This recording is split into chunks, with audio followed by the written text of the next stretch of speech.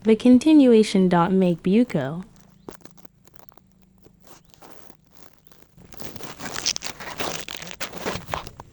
Dili kay musangit sa. Okay guys, Nduri. Voice over na kayo.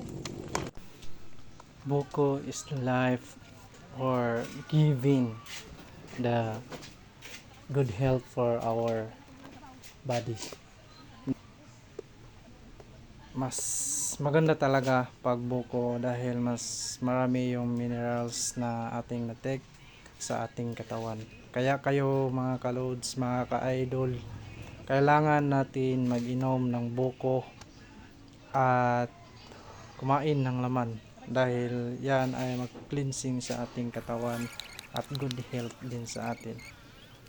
Maraming ding minerals na makukuha sa tubig ng buko dahil siya ay natural talaga na kuha sa isang niyog.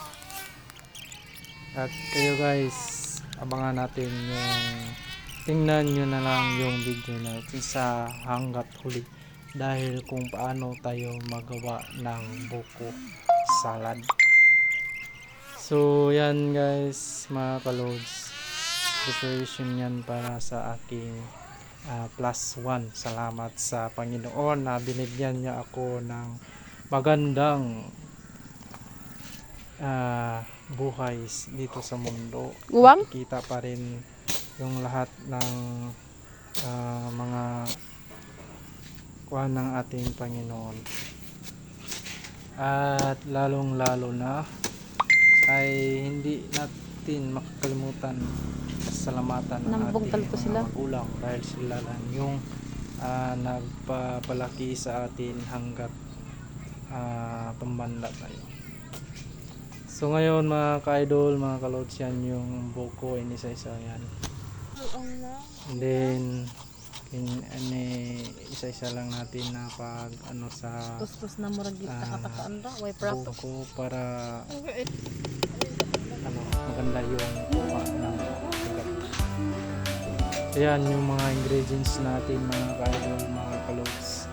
Ginger, kondensada, evaporada, bean, release. Yan, bukas, mga lalaki. Yan yung buko, pinatuyo natin para hindi mapanis, madaling mapanis. After na ma-shake natin yan lahat, ay i-ref natin, lagay natin sa ref. So hindi ko na nabidyohan yung paglagay doon sa ref kasi gabi na yung pagkain. Nagabihan kami.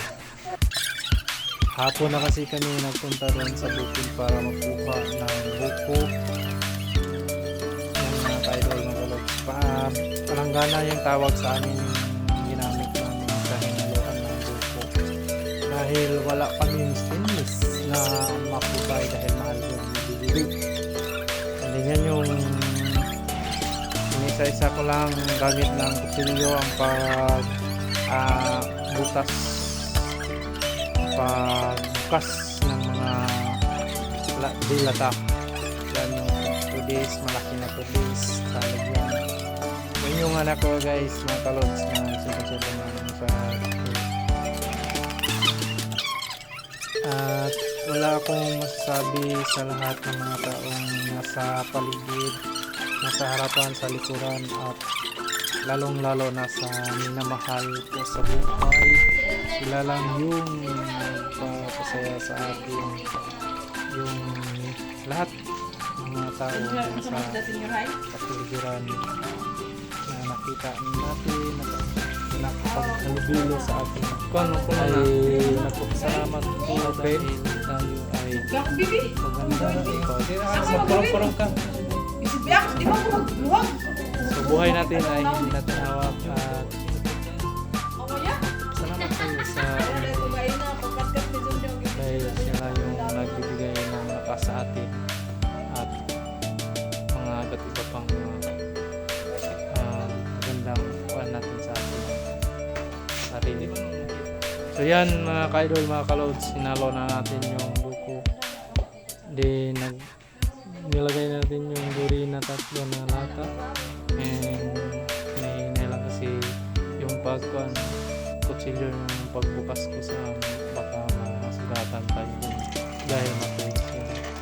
Ganyan. Tapos yung to this mga ka-idol is ginawa ko ay dinayin ko yung tubig tubig ng sa tulis, ganyan yung kalabasan, tuyong-tuyo na, and then pinatuyo pa din natin para hindi maiwasan natin na hindi siya mapanis ng madali. Yan mga idol. So watching lang kayo at tingin na naman kayo dyan sa ating video at huwag kayong mag-skip, magpatuloy kayong tingin para may kayong idea kung paano magawa ng buko. Salamat mga kaidol.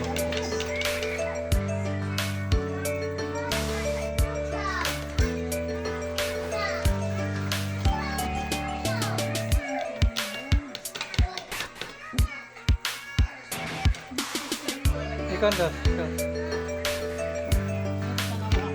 Di lagi, kamot ra ng video.